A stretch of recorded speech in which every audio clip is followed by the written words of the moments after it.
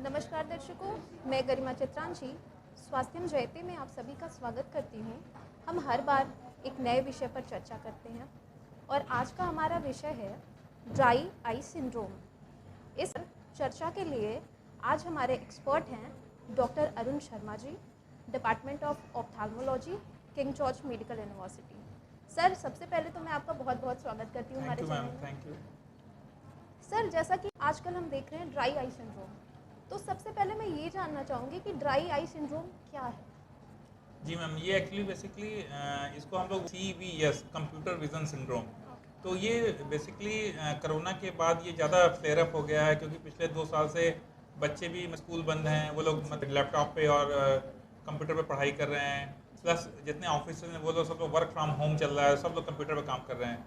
तो होता क्या है कि आँख में जो पुतली के आगे ईयर फिल्म नाम का एक स्ट्रक्चर होता है, जिसमें 3 लेयर होती हैं, लिपिड लेयर, एक्वस लेयर और म्यूसिन लेयर। इनका काम होता है कॉर्निया को मॉइस्ट रखना, प्लस कॉर्निया को न्यूट्रिशन प्रदान करना, क्योंकि जो कॉर्निया होती है वो ए वस्कुलर स्ट्रक्चर होता है, उसमें ब्लड वेसल्स नहीं होते हैं, तो वो पूरी तरीके से मतलब कि ईयर फिल्म पे डिपेंडेंट होती है।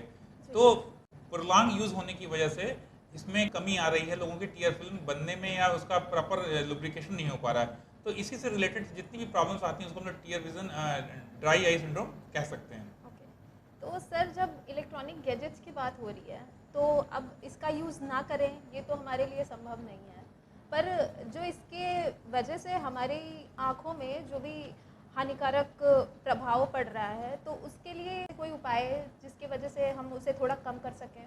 जी, देखिए मैम, इसमें जिस तरह के जो मरीज़ हम देखते हैं उसमें हम उनको 2 कैटेगरी में बाँटते हैं।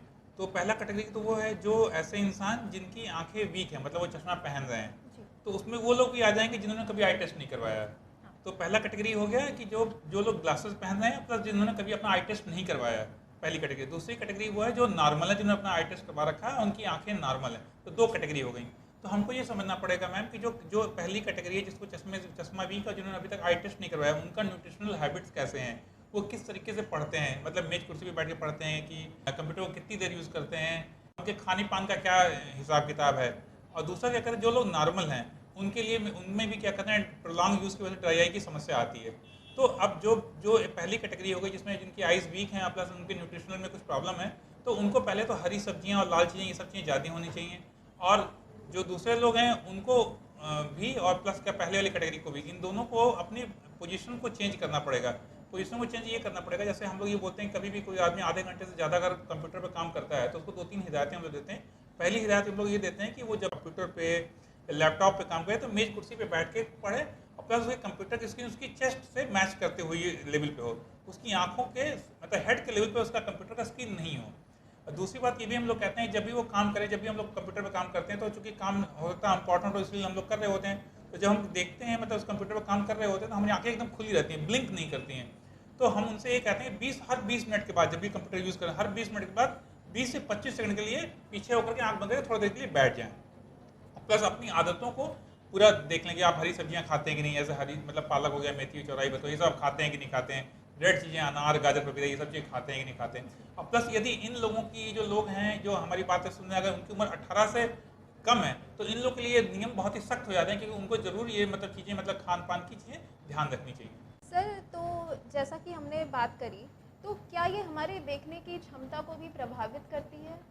अगर बहुत प्रोलॉन्ग, अगर मतलब कि जैसे मतलब एक वर्ड है कंप्रोमाइज, अगर मान ली किसी की आईज वीक है ऑलरेडी, और मतलब कि अगर मोटे तौर पे बात करें तो ड्राई आई किसी की देखने की क्षमता को खराब नहीं कर सकता, लेकिन आई किसी की ऑलरेडी कंप्रोमाइज हो, मतलब उसको कोई डिजीज़ हो या कोई और चीज़ हो, तो ये प्रॉब्लम और बढ़ जाती है। जैसे फॉर एग्जाम्पल, जैसे हमने आपको बताया कि आई के सामने 3 लेयर होती हैं, इसको टीयर फिल्म बोलते हैं। तो जैसे प्रोलॉन्ग यूज़ होता है तो वो टीयर फिल्म की जो लेयर की थिकनेस होती है वो कम हो जाती है।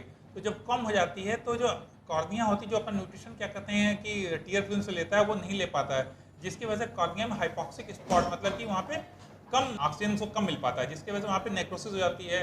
और ये बहुत ही प्रोलॉन्ग केस, सब केसेस में नहीं होती है, लेकिन जिनको ऑलरेडी इनकी आई कंप्रोमाइज उनमें होती है, तो उसके वजह से उनके इन्फेक्शन, रेडनेस, लाली, गड़न, ये सब प्रॉब्लम होती हैं।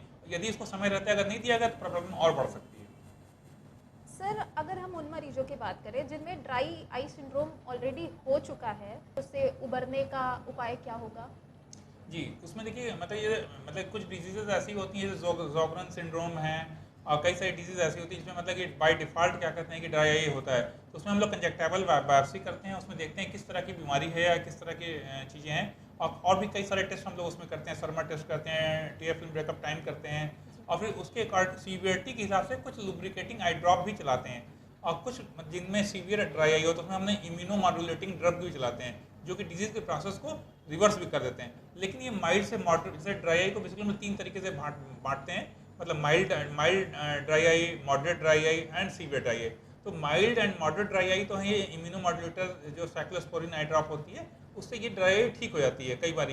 और कई बार जो सीवियर ड्राई आई उसमें नहीं हो पाती है ठीक, तो उसमें हम लोग लिम्बल स्टेम सेल का इम्प्लांटेशन भी, सर्जरी भी करते हैं। क्योंकि इंसान एक डायनेमिक चीज़ है, उसमें मतलब कोई चीज़ परमानेंट नहीं रहती है। जैसे हम लोग कई बार मरीजों को बताते हैं भाई आपको ये काम करना है, वो नहीं करता है। तो हर पर्सन के लिए नियम फ़र्क हो जाते हैं। उसका न्यूट्रिशनल स्टेटस कैसा है, वो हमारी बात फॉलो कर रहा है कि नहीं कर रहा है, आई ड्रॉप डाल रहा है कि नहीं डाल रहा है। तो कहने का मतलब कि हम एक रूल को सबके ऊपर नहीं लगा सकते, लेकिन हाँ ये बात ज़रूर है कि अगर किसी की आँख कंप्रोमाइज़ है या किसी का उसका न्यूट्रिशनल हैबिट्स अगर अच्छे नहीं है, उसकी हेल्थ अच्छी नहीं है, तो उसको थोड़ा सा संभल के रहना चाहिए और डॉक्टर से कंसल्ट करते रहना चाहिए।